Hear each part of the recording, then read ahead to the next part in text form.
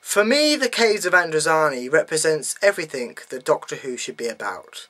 There's friendship and loyalty, there's excellent quotes, there's gruesome monsters, and there's adventure.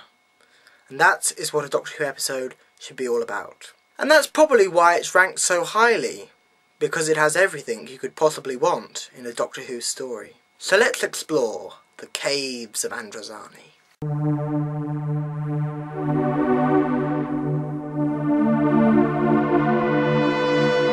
For most people, the Caves of Androzani is their favourite story.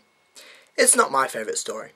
My favourite story is The Tombs of the Cybermen. It always will be. So why then do people think it's the best story? Well, there's a lot to like about the story. I mean, there's, as I said, action, adventure, loyalty and friendship, an awesome monster. So they're all the reasons really why you can rank it as an excellent story. The quotes I think are really wonderful in this story. I mean, there's so many wonderful lines that have been written in. And the writers, you've got to give them credit because, it's a really awesome story. It's just a bit boring, I have to say. In parts of it you think, oh, it's a bit tired and bored about this. I think it gets interesting towards the end because the last two episodes are really quite exciting because you've got the Doctor trying to save Perry, you've got the regeneration. It just makes for an awesome story. I think it takes the writers a couple of episodes to really get into the feel of the story, and that's why the later part of the story is better. But what I like about the story is the whole sort of with the Doctor and Perry, really, the Doctor's dedication to save Perry. I think that's just the best part of the story, and that's the sort of feel to the story. It's all about, friendship and loyalty, which is why I think it's a good story. The whole android bit in Shara's Jack isn't really that interesting, but it's fairly good.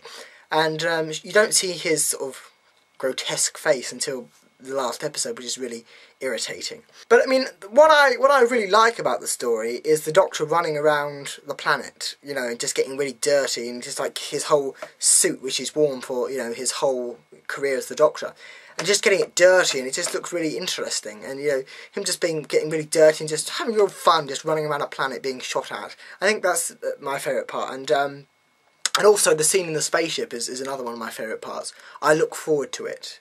That's what I look forward to. That scene with the Doctor and he's stealing the spaceship. I mean, that's my absolute favourite part because, he's like, that is a real sense of dedication. The Doctor's dying and, he's stolen the spaceship and, he's like, well, I'm going to die soon anyway.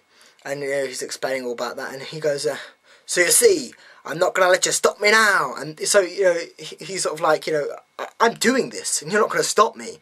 And so it's sort of a whole madness of the Doctor. And, he's so crazy and so dedicated to doing this, he is going to, go to the end and do it.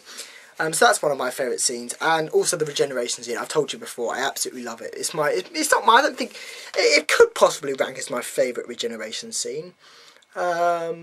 No, I think my favourite still is Tom Baker's regeneration scene. Not many people like it apparently, but I quite like it. I mean, no, I think it is a very poetic death of Tom Baker. He falls off a radio telescope and, the whole bit about the white, changing to white and less white, I think it's very nice. And the music, of course, is beautiful. It's absolutely beautiful. Da-na-na, da-da, or something like that. It's beautiful.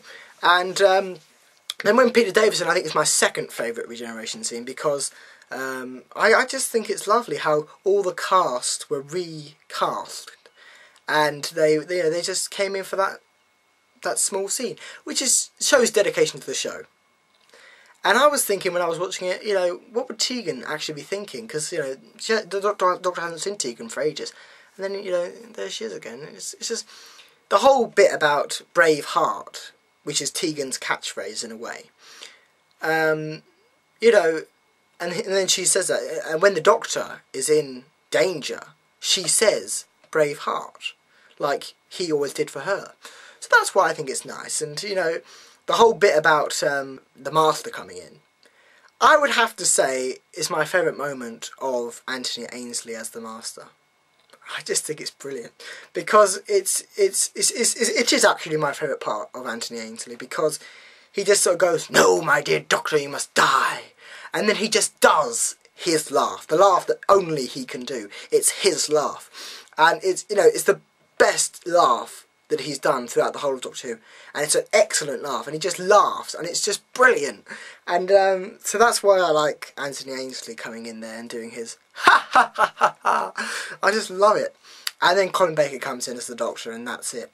And now I'm going to tell you some more stuff that's going on in my life. I suppose The Caves of Androzani has to be a good story, because there's so much merchandise with it. I mean, look, we got figures, we got a video, and the DVD is over there. Today I purchased 5 more of these, which means my Earthshock Cybermen is now up to 7. The good thing, you know, the thing is, right, you know, we may not like the Americans, well, I don't personally like them, but they are cheap. The UK on eBay charges an absolute fortune, whereas people from Australia and America charge a very nice price for something. I mean, people who charge $17.99 for this, they're crooks. That means Play.com are crooks, Amazon are crooks, and people on eBay, some of them, are crooks. Because this figure is not worth $17.99, when it was originally only $8.99. And I think it's really offensive that the Ice Warrior is only $5.99, but this is charged at $17.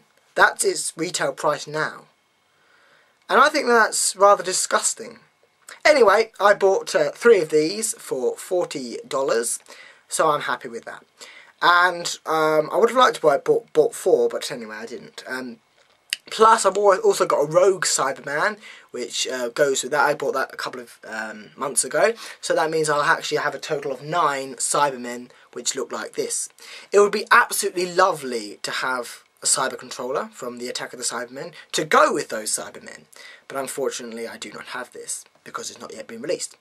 Also, to my extreme delight, on Tuesday I am awaiting the Pyramids of Mars set, which apparently has been delayed, so it might be Wednesday or Thursday I get it. If that is the case, I will die inside, because once I order something, I'm like, oh my god, I'm so excited! And I can't wait for the post to come. And, you know, I think not having something coming in the post is tremendously painful. You have to have something coming. Just the joy of waiting for it, the suspense, waiting for a figure to come out is just totally heavenly. So, you know, I'm waiting for that on Tuesday. Hopefully it'll come on Tuesday. I'd be really pissed if it doesn't.